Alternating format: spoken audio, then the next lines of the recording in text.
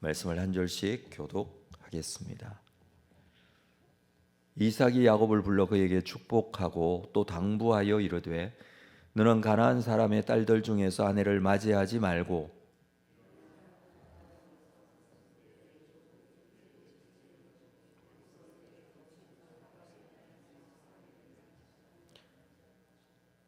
전능하신 하나님이 내게 복을 주시고 내가 생육하고 번성하게 하여 내가 여러 족속을 이루게 하시고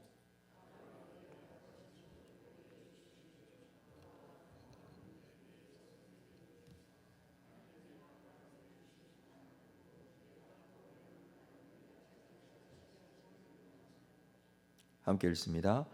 이에 이삭이 야곱을 보내매 그가 밧단 아람으로 가서 라반에게 이르렀으니 라반은 아람 사람 부두엘의 아들이요 야곱과 에서의 어머니 리브가의 오라비더라. 오늘 28장 말씀 시작이 됩니다.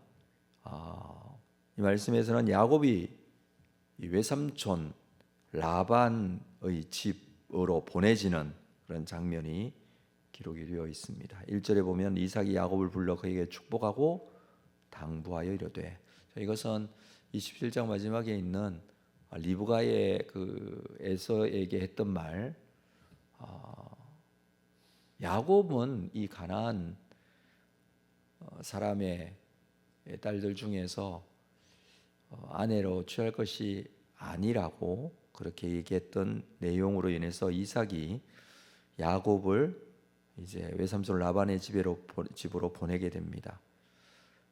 표면적으로는 그렇지만 속마음은 속사정은 사실 에서의 눈을 피해서 도망가듯 그렇게 보내지게 되는 것이죠. 그렇지만 이 내용이 이삭이 야곱을 보내면서 야곱을 축복하고 있는 내용을 오늘 본문에서 기록을 하고 있습니다. 자, 1절 하반절에 보면 너는 가나안 사람의 딸들 중에서 아내를 맞이하지 말고 일어나 밧단 아람으로 가서 내 외조부 부두엘의 집에 내 외삼촌 라반의 딸들 중에서 아내를 맞이하라. 그리고 야곱에게 복을 빌어줍니다. 3절 말씀 볼까요? 전능하신 하나님이 내게 복을 주시고 내가 생육하고 번성하게 하여 여러 족속을 이루게 하시고. 이 내용은 하나님께서 에덴에서 사람을 창조하시고 아담에게 주셨던 그 복과 같은 내용입니다. 생육하고 번성하게 하고. 두 번째는 4절에 아브라함에게 허락하신 복을 내게 주시되 너와 함께 내 자손에게도 주사 하나님이 아브라함에게 주신 땅 곧 내가 거류하는 땅을 내가 차지하게 하시기를 원하노라. 아브라함에게 주신 복, 그 복 또한 함께 빌어주고 있습니다. 그 내용은 아브라함에게 주신 땅을 차지하게 될 것이다. 이것은 이제 이삭도 야곱의 장자권을 공식적으로 인정해 주고 있다는 의미가 될 것입니다. 그동안에 이삭은 에서에게 축복하기를 원했고, 그래서 이 내용이 이제 리브가가 이 속임을 하면서 야곱이 그 축복을 받기를 원했던 그런 내용들이 있었습니다. 그러나 이제 이삭은 하나님의 뜻이 여기에 있음을 알고 야곱을 공식적으로 장자됨을 인정하고 이 복을 빌어주고 있는 그런 의미가 있습니다. 자, 5절에 그래서 이에 이삭이 야곱을 보내매 그가 밧단 아람으로 가서 라반에게 이르렀더니 라반은 아람 사람 부두엘의 아들이요 야곱과 에서의 어머니 리브가의 오라비다. 이 5절 마지막에 보면 야곱과 에서의 어머니 리브가를 얘기하면서 야곱의 이름을 먼저 쓰고 있습니다. 원래 이제 형제 같은 경우에 장자 이름이 먼저 나오게 되죠. 근데 이 본문에서는 야곱과 에서의 어머니라고 성경도 야곱을 앞세우고 있죠.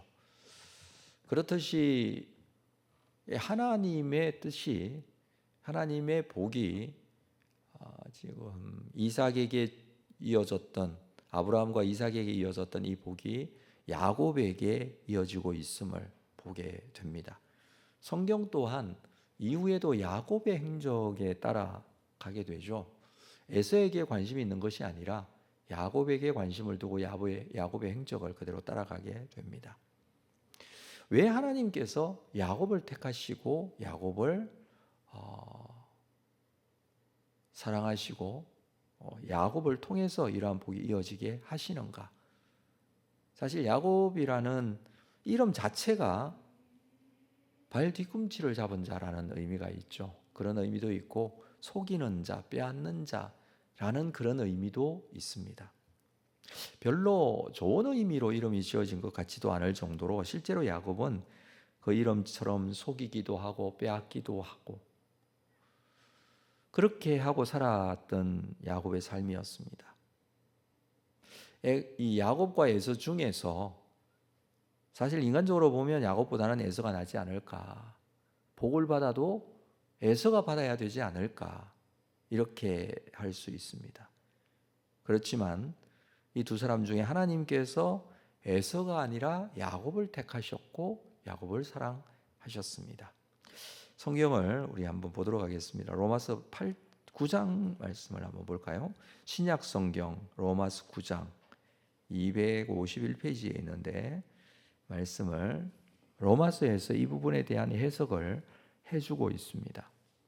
로마서 9장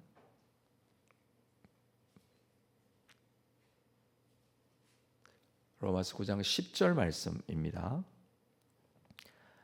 10절 그뿐만 아니라 또한 리브가가 우리 조상 이삭 한 사람으로 말미암아 임신하였는데 그 자식들이 아직 나지도 아니하고 무슨 선이나 악을 행하지 아니한 때에 택하심을 따라 되는 하나님의 뜻이 행위로 말미암지 않고 오직 부르시는 이로 말미암아 서게 하려 하사 리브가에게 이르시되 큰 자가 어린 자를 섬기리라 하셨나니. 이것은 우리가 창세기에서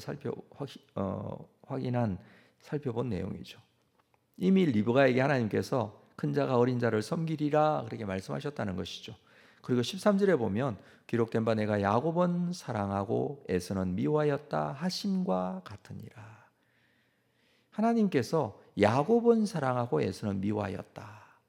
이 말씀은 또 말라기에 나오는 말씀인데 창세기에 있는 말씀과 말라기에 있는 말씀을 합해서 지금 로마서에서 기록을 해주고 있습니다. 이미 리브가를 통해서 말씀하셨죠. 이 태중에 있을 때부터 하나님께서 큰 자가 어린 자를 섬기겠다 뿐만 아니라 내가 야곱은 사랑하고 에서는 미워하겠다 하셨다는 것입니다. 여기에 야곱은 사랑하고 에서는 미워하였다, 미워했다 그리고 사랑했다, 이 표현 자체가 다 과거형입니다. 이게 무슨 말이냐면 야곱이 어떤 행동이 있기 때문에 그것을 보고 하나님이 사랑하신 것이 아니라는 거죠. 에서도 그의 어떤 행동을 보고서 사랑하신 것이 아니라는 것이죠. 이미 태중에 있을 때부터, 아니 나기 전부터 택하심을 따라 그렇게 말씀을 해주고 있습니다. 바울이 이 로마서에서 이 부분에 대한 해석을 하고 있는데 바울 자신도 사실은 이런 택하심에 대한 부분을 말씀을 하고 있죠. 갈라디아서 1장 15절에 보면 내 어머니의 태로부터 나를 택정하시고 그의 은혜로 나를 부르신 이, 내가 어머니의 태로부터 택정되었다라고 자기 자신에 대해서 얘기합니다. 여러분 바울은 사실 다메섹으로 가는 길에서 예수님을 만났죠. 근데 그 다메섹으로 가는 길이 예수 믿는 사람들을 잡으러 가는 길이었습니다.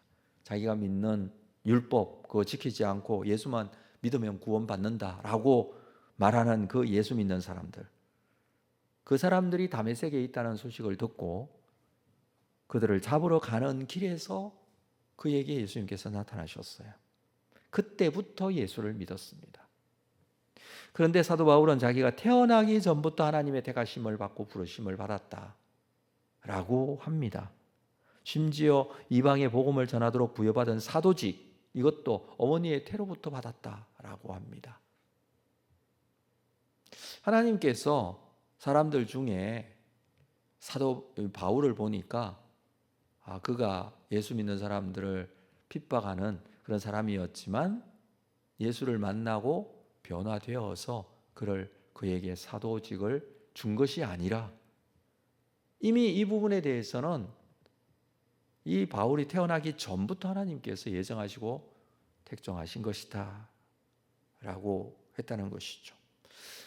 이 바울의 이야기만이 아니라 구약 성경의 예레미야 같은 경우도 마찬가지예요.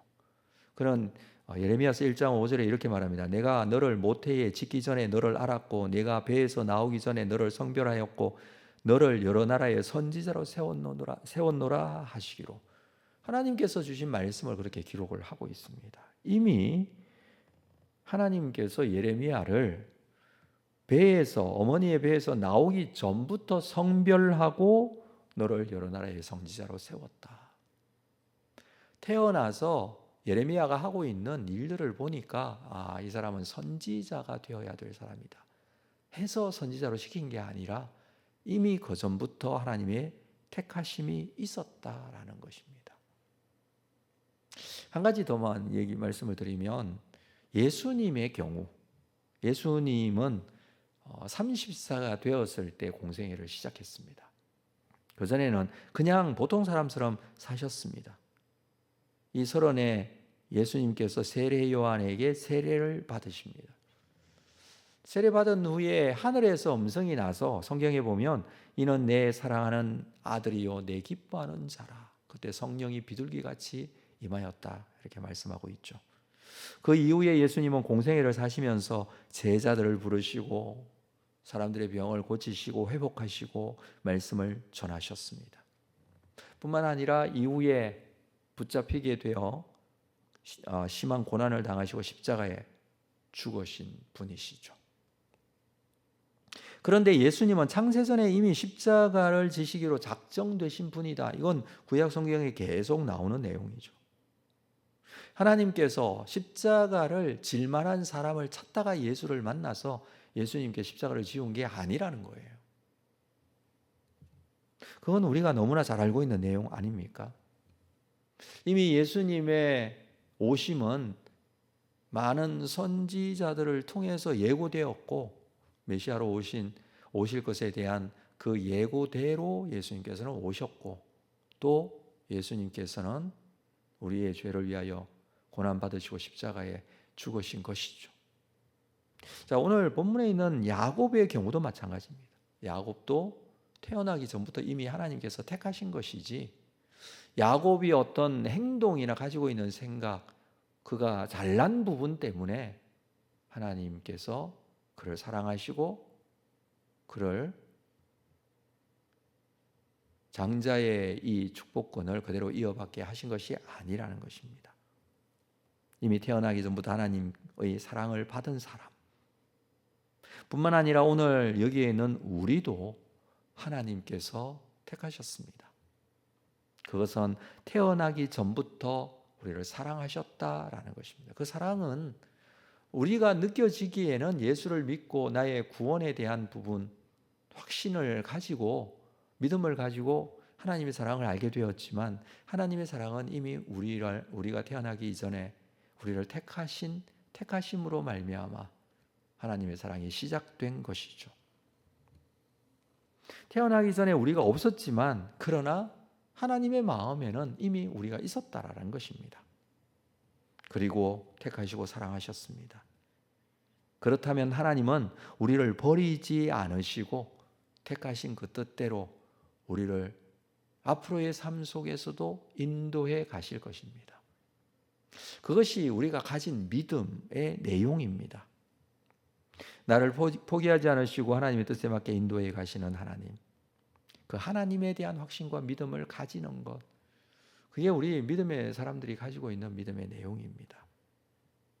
우리들은 하나님께서 미리 작정하시고 사랑하신 뜻대로 지금도 또 사랑하시고 기뻐하고 계십니다. 하나님의 자녀로서의 이 사랑에 대한 확신을 가지지 못한다면 오히려 하나님께서는 안타까워하실 거예요. 그래서 우리가 해야 될 것은 정말 하나님의 마음, 그 마음을 확실히 알고 믿음을 가지고 하나님의 사랑을 받은 자로 살고 있음에 대한 우리의 삶의 모습이 되어야 될 것입니다. 오늘도 이 말씀 바로 나에게 주시는 말씀인 줄 알고 야곱을 사랑하셨다는 이 말씀 자체가 야곱과 다르지 않는 부족하고 연약한 부분이 많은 우리일지라도 하나님의 사랑은 변함이 없으십니다. 그 확신을 가지고 오늘도 믿음으로 하나님의 사랑 가운데 거하는 여러분들 다 될 수 있기를 주님의 이름으로 축복합니다. 기도하겠습니다. 거룩하신 아버지 하나님, 야곱을 사랑하신 것처럼 우리도 사랑하신 하나님 아버지, 그 사랑에 대한 믿음과 확신을 다시 한번 확인하고 말씀 앞에 붙들리고 그 은혜로 오늘도 우리가 하나님께 나아가기를 원합니다. 오셔서 우리의 심령 깊은 곳까지 흔들리지 않는 믿음으로 함께 하실 줄로 믿습니다. 우리는 가장 좋은 조건이 하나님의 사랑을 받은 자고 택하심을 받은 자라는 이 조건입니다. 이 좋은 조건을 가지고 믿음을 가지고 하나님의 사랑의 능력으로 담대함으로 이 세상 속에 살 수 있도록 하나님 은혜 베풀어 주시옵소서. 그 사랑에 감사하며 기쁨을 가지고 또 살아갈 수 있도록 도와주시고 이 사랑의 능력을 또 나누고 전하는 믿음의 사람이 되게 하여 주시옵소서. 감사하고 예수님의 이름으로 기도합니다. 아멘.